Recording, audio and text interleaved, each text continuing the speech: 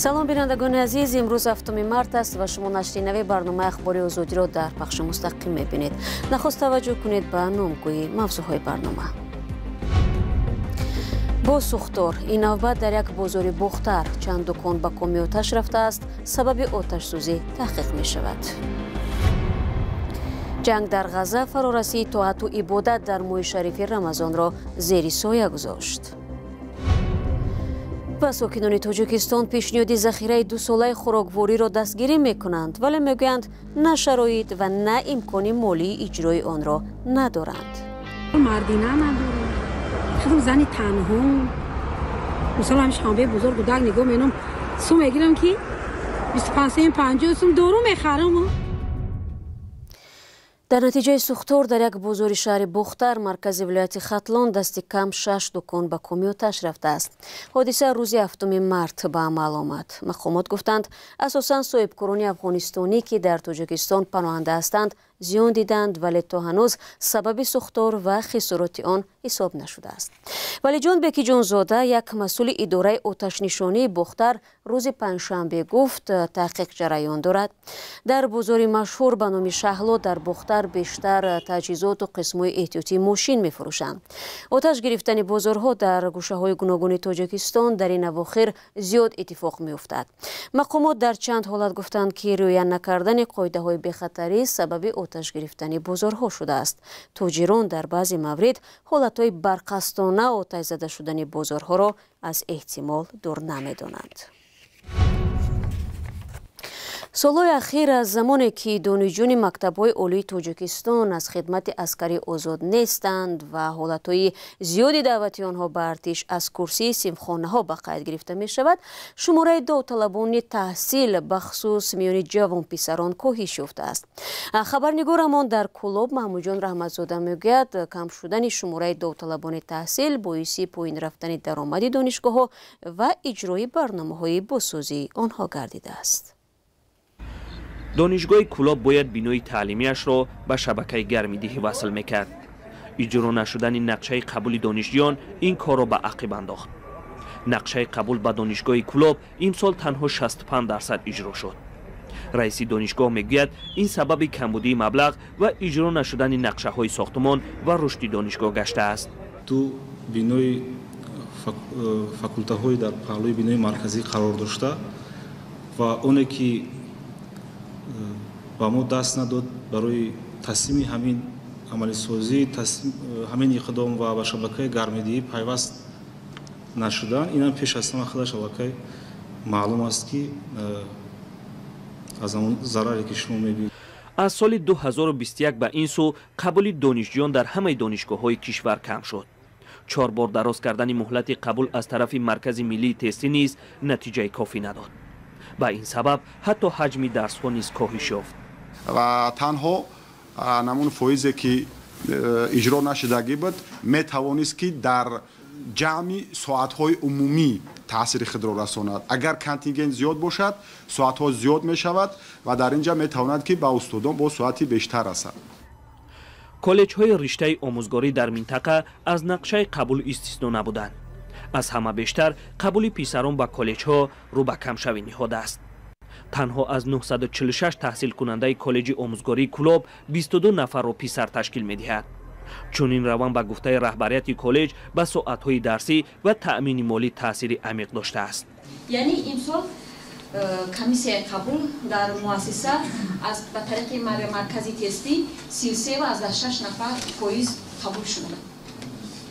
ин омил боиси кам гаштани ҳаҷми маоши кормандони маъмурӣ ва хоҷагӣ аз ҳисоби маблағҳои махсус мебошад. коҳиши донишҷӯёнро ба ҷорӣ шудани қонуни нави хидмати ҳарбӣ рабт медиҳад. ҷалби донишҷӯён дар ҳоли таҳсил ба артиш бо шеваҳои мухталиф омӯзгорону раҳбарони баъзе донишгоҳҳоро низ нигарон намудааст. намояндагони созмонҳои иҷтимоӣ борҳо таъкид намуданд ки барои пешгирӣ аз ин раванд бояд қонуни хидмати ҳарбӣ бознигарӣ шавад. вале парлумони тоҷикистон ва вазорати дифои кишвар ҳамеша аз ин тарҳ ҳимоят мекунанд.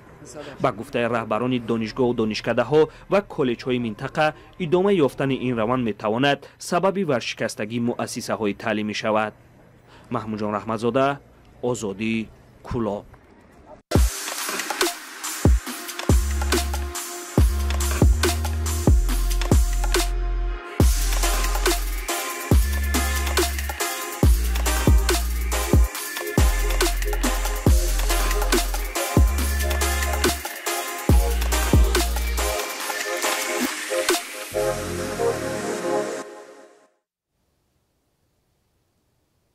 شما برنامه اخبار رادیو زودی را تماشا دارید. ماه شریف رمضان که هفته آینده آغاز می شود برای مسلمانان ایام روزه‌داری و طاعت و عبادت است. امسال این ماه در شرایط فرا می رسد که جنگ در غزه ادامه دارد و احساس خشم و غضب از دو جانب خیلی زیاد است. به ویژه در شرق بیت المقدس در مسجد الاقصی که سومین مکان مقدس برای اسلام دانسته می شود. گزارشی زرانگیز نوروزشاه در این باره است. معمولا در ماه رمضان مسلمان‌های فلسطین هر شام بعد روزه‌داری گرد دسترخوان عیدانه جمع می‌آیند و از این ماه تجلیل می‌کنند. امسال شروع از 10 مارس رمضان آغاز می‌شود، اما در پسمانظر جنگ اسرائیل و حماس در غزه مردم چندان احساس شادی و حال و هوای عیدانه ندارند. به دلیل جنگ در غزه اینجا و تمام جهان ناآرام است. شما می‌بینید که در دنیا با طلب قطع جنگ اعتراض‌ها صورت می‌گیرند. ما دیدیم که در امریکا یک جوان به نشان اعتراض علیه این حادثه‌ها در نوار غزه خود را آتش زد. ما امید داریم که مخصوصاً در رمضان آتش بس صورت می‌گیرد. مسجد الاقصی در بیت المقدس پس از مکه و مدینه سیومین مکان مقدس مسلمانان است. صدها هزار فلسطینی در ماه رمضان برای نمازگزاری به اینجا می‌آیند. مسجد الاقصی با اعتقاد اسلامی دینی آدمان پیوست است. آدمان برای آن به اینجا می‌آیند که ثواب نماز در الاقصی بیشتر از جایهای دیگر است. شما در پیش خدا چون مسلمان سرسپرده اعتراف می‌شوید و جایزه آن نیز بیشتر خواهد بود. منطقه الاقصی همچنین برای یهودیان هم مقدس است. آنها این مکان را چون کوه معبد و جای می‌دانند که دو عبادتگاه یهودیان ساخته بعداً تخریب شدند. الاقصی بارها شاهد درگیری‌های شدید بین فلسطینی‌ها و سربازان اسرائیلی و همچنین حمله فلسطینی‌ها بر نمازگزاران یهودی شده است. حماس هم حمله روز 7 فوریه علیه اسرائیل را طوفان الاقصی نامیده بود. وزیر امنیت ملی اسرائیل دعوت کرد که در رمضان به شمار محدود فلسطینی ها اجازه ورود به الاقصی داده شود، اما برخی از مقامات دیگر اسرائیلی این پیشنهاد را رد کرده گفتند چنین محدودیت ها خشونت را زیاد می کند. تحلیلگران فلسطینی هم از این موقع جانبداری می کنند. برمیگردیم به تاجیکستان. چند سال این جانب حکومتداران تاجیکستان با اشاره به هدایت پرزیدنت کشور امامعلی رحمان اصرار می‌ورزند که ساکنان باید ذخیره 2 ساله خوراکواری را داشته باشند. همکارانمان علیشیر ظریفی و امیر ایسویف از رهبری کمیته بخطری عضوقواری خواهش کردند نظر خود را در همین باره بگوید. راهبران کمیته بخطری عضوقواری ادعا دارند که در تاجیکستان ساکنان خوراکواری 2 ساله خود را ذخیره کردند. محمد سعید فیض‌الله‌زاده رئیس این نهاد میگوید هنگام سفر به شهر و نواحی کشور شاهد نگهداری چنین ذخیره شده است، ولی او از هیچ شهر یا ناحیه نام نبرد. امورای مخصوص نگهداری همون چیزا نگه داشته میشه.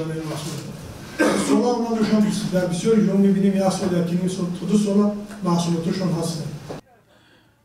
چند سال اخیر رئیس جمهوری تاجیکستان در بعض صحبت و جلسه ها تاکید به داشتن ذخیره 2 ساله میکند. اصلا این با خوراک‌های داخل دولتی باید تیز ویران شونده نیست. مثلا محصولات اساسی مردم تاجیک ندارن. این چیه؟